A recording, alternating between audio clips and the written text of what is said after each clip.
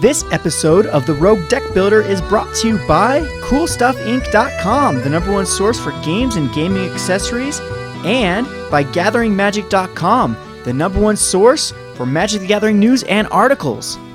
Hi there, it's Kevin with RogueDeckbuilder.com and GatheringMagic.com, here with this week's episode of the Rogue Deck Builder. Now, recently the metagame has shifted toward a mid-range strategy, so I thought I'd try to exploit that by running a discard strategy. So one of my favorite cards out of Return to Ravnica that I think is underplayed is Rakdos' Return. So we're going to make a discard deck, and then our kill conditions are going to be either our planeswalkers or just getting in there with the mutavaults and the key runes. The only problem I'm having so far this deck is the mana base is a little bit awkward, as we do have double red and double black, and sometimes you'd be surprised at how many times I actually get mana screwed with this, but it's something that might just be bad luck. I mean, I tested this all last night. This is my latest list. I've messed around with the land count and whatnot, and I'm hoping it has a bit more consistency. I did at the first have more Shriek Inflictions. This is a card that I'm still flirting with, as it can be a kill condition. If you can get one of these out, and then each turn you can just keep making them discard a card, and then this will, put them on a 7-turn clock. With your mutavaults, it can be as quick as like a 4-turn clock by doing 5 damage per turn.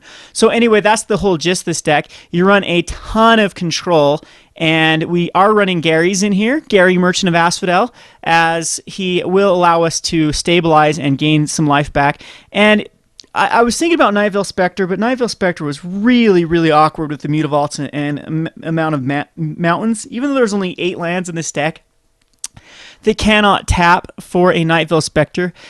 He just seemed very, very awkward in this deck. The all-star of this deck is definitely Chandler's Pyromaster. If you make them discard all their cards, this is the card that's going to get you back in, as well as like the Underworld connections. So anyway, the strategy here is we're running 6 ways on first turn to look at their hand. So we have Thoughtseize and 4 Thoughtseizes and 2 Duresses.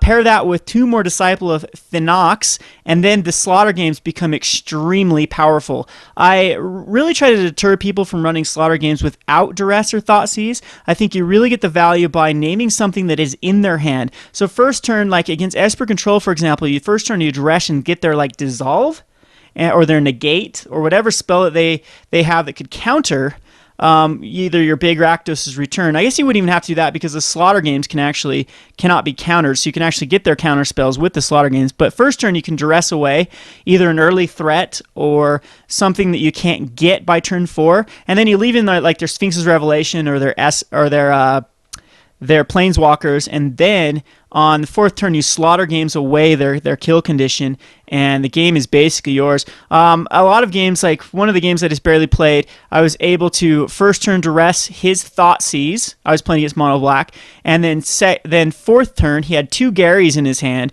and was able to Gary away, or Slaughter Games away his Garys, and then he had no more Garys, and Mono Black can be a very easy matchup when you get rid of the Garys. Everything else in his deck was very awkward versus my removal, as Desecration Demon took a turn to hit me, or Night Veil Spectre takes a turn to hit me, and it was a very easy matchup after that, and the Shrieking Afflictions eventually got to him. So I'm hoping to repeat some of those in the videos here.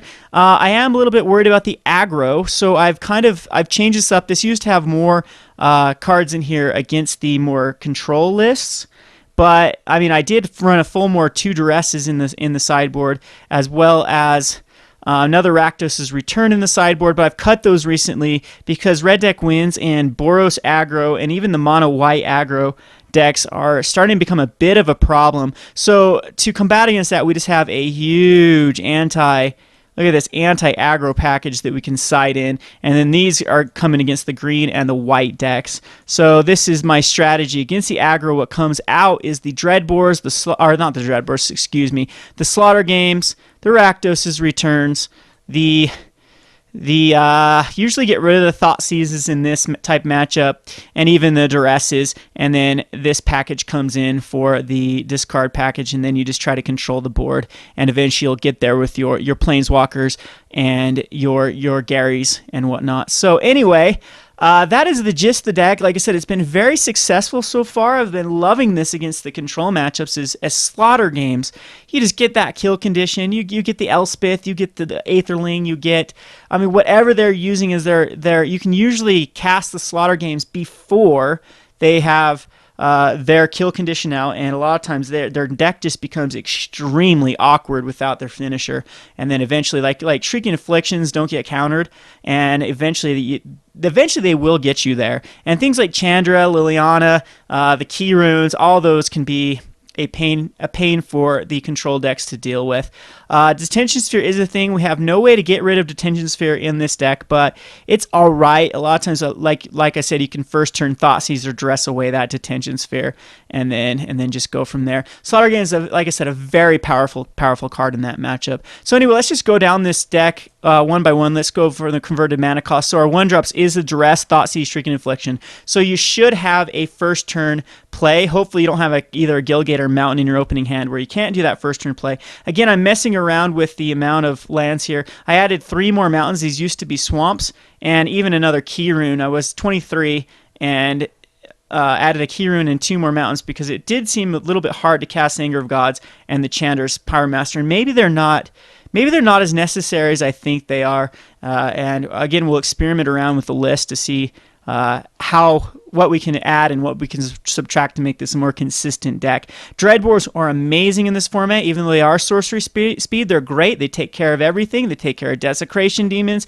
They take care of Nightveil Specters. They take care of everything but a Master of Waves. So, anywho, and then we also have Hero's Downfall, which is like our 5th and 6th Dreadbore, and their instant speed, so not too shabby. I mean, this deck just kills Planeswalkers. So then again, on our 3-drops, we have the Rakdos' Key Rune to kind of help us ramp into a big Rakdos' return, or it's just card advantage. And this Rakdos' Key Rune is so awesome because it's the best Key Rune. It can actually put your opponent on a fast clock. It's a 3/1 first striker, so it can shut down certain decks that are just trying to get in with, like a Witch Stalker. It blocks a Witch Stalker favorably.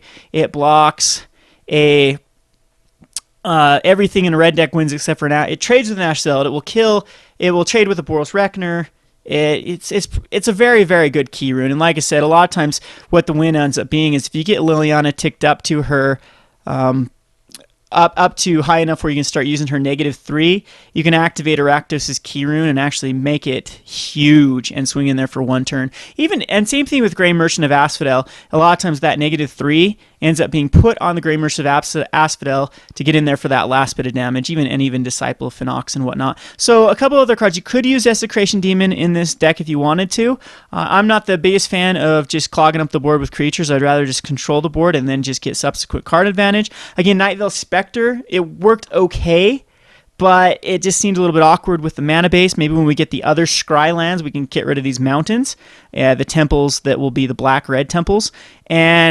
But until then, I don't. Nightveil Spectre, like I said, is just a little too awkward. I could see you definitely going Grixis with this deck. You could add Grixis will allow Ashiok definitely for some card advantage. It could allow some counter spells. It could allow a lot of other good cards. You could even go like a Mind Grind strategy or something like that. But for now, this is the list that I'm running with a black-red discard. It's a very, very splash red just for the Dreadbores, the Slaughter Games, Rakdos Return, and Chandler's Pyromaster. Chandler's Pyromaster is so good if you can get her. If you deplete your opponent's hand and throw out a Chandler's Pyromaster, it's very hard for your opponent to come back from that just because the card advantage from Chandler's Pyromaster is going to be amazing. And same with Liliana. The card advantage is the more lands the merrier in this deck, and it thins out your deck, and eventually they have to answer Liliana. She'll become removal, or if her emblem isn't the greatest, but her emblem can lead to a huge Rakdos' return. So that is another kill condition and whatnot. So anyway, this is the list I'm going to be running. Hope you enjoy this. Just a little bit of a update. We have about 60 submissions to our Rogue Deck of the Month.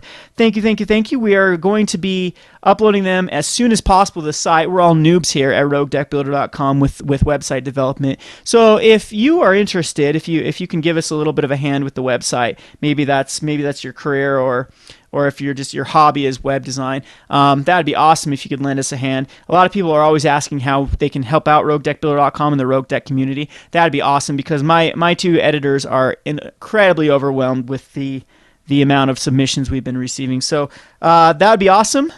And we'll figure it out. So just shoot me an email at kevin@roguedeckbuilder.com if you can help. Anyway, let's get on some games here. This has been Kevin with GatheringMagic.com. Thanks for watching.